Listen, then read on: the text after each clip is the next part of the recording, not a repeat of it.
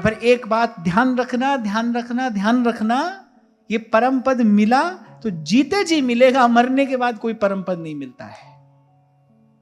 मुए मिले न राम।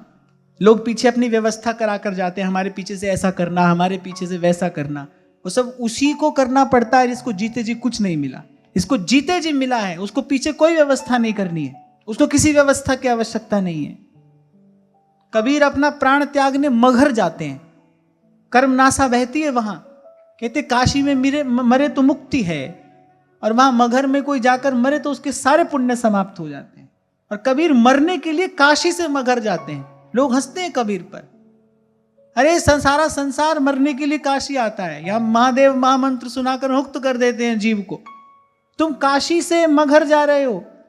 और कबीर दो टूक उत्तर देते हैं, जो कबीर काशी मरे राम ही कौन निहोर। तो फिर हमारे भजन की महिमा क्या है? मैं यहां मरूं फिर तो कोई कहेगा कि कबीर को काशी से मुक्ति मिली। जो कबीर काशी मरे राम ही कौन निहोर, तो जीवन मुक्त है, उसको पीछे ही कोई चिंता नहीं है भाई, उसको पीछे कुछ नहीं कराना है। करे तो भला, ना करे तो भला, उसे तो जहां पहुंचना था वो पहुंच गया। इसलिए इस बात का बड़ी गंभीरता से विचार करना। तुम सोचो तुम्हारे पीछे तुम्हारे पुत्र कलत्र तुम्हारी सदगति कराएंगे, तुम्हारे लिए कथा बचवाएंगे, भंडारा कराएंगे, उससे तुम्हारी गति होगी, तुमको कोई पद मिलेगा? मिला तो तुमको ही मिलेगा और जीते जी मिलेगा। मरने के बाद तो एक ही परिणाम आता है, और वो क्या? स्वर्गवासी कोई हो के नहीं हो, और पुनः संस्कृति में उसको आना पड़ता है। ये बात पक्की है, जो मरेगा उसको दोबारा जन्म लेना पड़ेगा,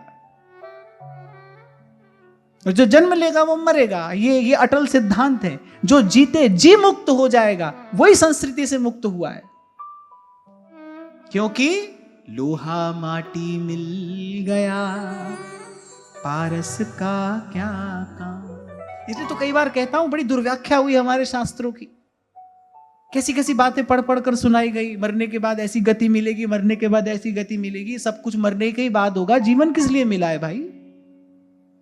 जीवन धक्के खाने के लिए मिला है, चिंता रोग भय इससे ग्रस्त होने के लिए जीवन मिला है, ऐसे ही भयभीत होकर मर जाने के लिए जीवन मिला है, और अंतर का दीपक जलाने के लिए जीवन मिला है, भव भव के भरतार से मिल जाने के लिए जीवन मिला है। जीवन किस लिए मिला? अपनी गति के लिए ही तो जीवन मिला है भाई। मरता रहता है व्यक्ति, पुत्र नहीं है, पुत्र नहीं है, हमारी गति कौन करेगा, हमारा तर्पण कौन कराएगा? अरे प्रभु के चरणों में अपने आप को समर्पण करो, किसी तर्पण अर्पण की आवश्यकता नहीं रहती। हो तो ठीक, ना हो तो ठीक। कौन करता है साधु का तर्पण? ये सारी बातें किस लिए हैं? क्योंकि मन उलझा रहता है ना इन्हीं विचारों के जाल में, इससे अपने आप को निकालने के लिए। कल मैंने आपसे कहा था, अष्टावक्र गीता का वाक्य है, यत्र यत्र भवेत् तृष्णा संसारम विद्धि तत्र वै। महामुनि अष्टावक्र कह रहे हैं जनक जी से, कह रहे प्रौढ़ वैराग्यम आश्रित्यम वीत तृष्णा सुखी भव। अगर सुखी होना चाहता है तो बोले दृढ़ वैराग्य का आश्रय ले और तृष्णा रहित होकर सुखी हो जा। प्रौढ़ वैराग्यम आश्रित्यम। और ऐसे बार बार बार बार बार बार मन को ये बात सुनाने से, समझाने से, बतलाने से फिर धीरे धीरे आंख खुलती है भीतर की। तभी कहना पड़ा संतों को, तब ही हो ही सब संशय भंगा, जब बहुकाल करिए सत्संगा।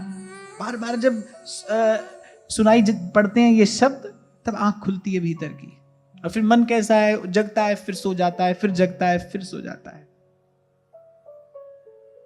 फिर कभी पूर्ण जागृति को उपलब्ध होता है। जिस मार्ग पर पांव रखकर फिर मुड़कर देखना नहीं होता।